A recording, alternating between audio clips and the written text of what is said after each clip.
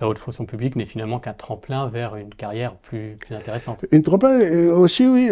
Et puis on est copains, c'est un tremplin, mais c'est aussi comme vous mettez, quand vous êtes au pouvoir, les gars de la même promotion à la tête de telle ou telle banque ou à la tête de telle ou telle société industrielle. Le président de la République française et le président de la République dans le monde entier qui nomme le plus de gens à des postes économiques.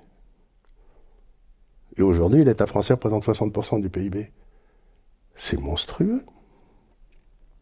Est-ce que la prise de conscience globale de l'endettement, parce que finalement, quand on était à 2000 milliards, l'endettement n'était pas un sujet, alors que ça restait quand même un... Oui, parce que au fur et à mesure que la dette rentrait, notre niveau de vie montait.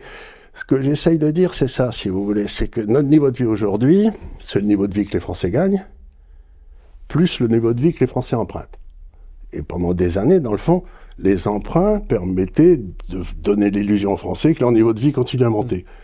Mais aujourd'hui, on est passé dans un système où il y a l'argent qu'on gagne, et la dette maintenant, compte tenu de stock du dette du passé, soustrait à notre niveau de vie. Donc pendant longtemps, les Français ont eu l'impression que leur niveau de vie continue à monter, mais maintenant, il va inéluctablement commencer à baisser. Et on est dans le moment où ça engendre la baisse. C'est-à-dire qu'en Argentine, c'était le deuxième niveau du pays, le deuxième niveau de vie du monde en 1945. Et il y a avant que m'arrive M. Milei, ça donnait même plus la peine d'aller prendre le bus, parce que le bus était plus cher que les subventions que vous alliez toucher de l'État, quoi. Mais à partir du moment où 60% des Français, si quelqu'un pense qu'ils gagnent par les transferts sociaux, c'est très difficile de changer ça démocratiquement. S'il y a 60% des Français qui sont persuadés qu'ils gagnent par les transferts sociaux, ils vont tous continuer à voter pour les transferts sociaux. Non. Et donc la seule solution, puisqu'ils ne sont pas raisonnables, c'est que les transferts sociaux tombent à zéro. Qu'on les paye en une monnaie qui n'existe plus. Avant d'aller là, je vais poursuivre la question que je voulais vous poser. C'est juste, est-ce que cette prise de conscience n'est pas conjointe à celle de la prise de conscience que notre pays n'est plus un grand pays, ou en tout cas ne va plus l'être? Écoutez, d'abord, avant de savoir si c'est un grand pays ou un petit pays ou je ne sais pas quoi, il faut d'abord savoir si c'est un pays. Et la définition d'un pays, c'est la souveraineté. Et elle a été donnée par Philippe Auguste, le légiste de Philippe Auguste et de Philippe le Bel, il y a 8 ou 9 siècles. Un pays est souverain s'il a des frontières. C'est la première. Ensuite, s'il a une armée pour descendre les frontières. S'il a une police. S'il a une justice et un droit qui sont complètement indépendants de toute autre source de souveraineté. Vous ne pouvez pas avoir, par exemple, des tribunaux pour les clercs et des tribunaux pour les manants. Ça a été la grande bataille entre l'Église et la royauté pendant des siècles. Hein. Et un pays souverain bat monnaie.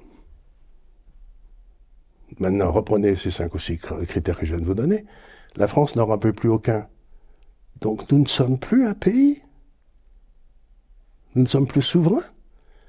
Le président de la République ne sert à rien. Le député ne sert à rien. C'est un théâtre d'ombre. Donc, si vous voulez que la France, commençons par redevenir un pays, et automatiquement, on pourra avoir une chance de redevenir un grand pays. Mais aujourd'hui, nous ne sommes plus rien. Et pour redevenir ce grand pays, forcément, se pose la question de l'Union européenne. L'Union européenne, c'est une tentative de coup d'État qui a été organisée par la haute fonction publique française, dont je viens de dire qu'elle était criminelle, pour une raison très simple, c'est que l'Allemagne avait la meilleure monnaie du monde, c'était le mark. Pourquoi elle avait la meilleure monnaie du monde? C'est parce qu'elle avait une banque centrale que les Anglais avaient voulu être indépendante constitutionnellement, pour éviter le retour de M. Schacht, qui avait financé Hitler. Vous savez, donc la banque centrale pouvait dire non. Donc la banque centrale était constitutionnellement indépendante, et elle avait dit non aux États-Unis, à la France, au gouvernement allemand, à tout le monde. Il y avait toujours la Bundesbank.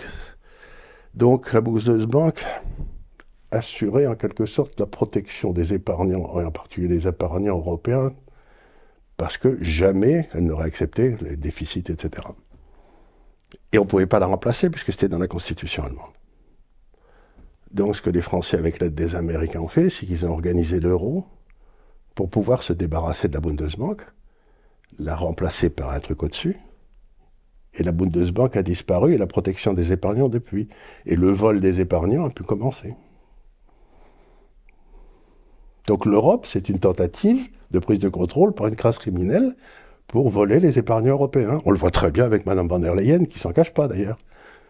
Avec les histoires de son mari qui touche les commissions qu'elle a engendrées avec les vaccins pour le Covid, qui en plus ne marchaient pas, c'est quand même un truc, mais ça devrait être en première page de tous les journaux, et on devrait brûler cette dame place de Grève, quoi. C'est incroyable. Jamais je n'ai vu une criminalité à ce point offensive.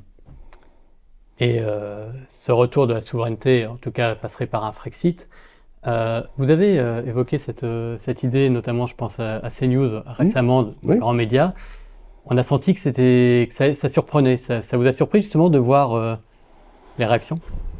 Ben, si vous voulez, ce que disait Solzhenitsyn, qui a été un de mes grands hommes, bien sûr, c'est quand tout le monde ment, si quelqu'un dit tranquillement la vérité, ça fait comme un coup de tonnerre, tout le monde s'arrête de parler.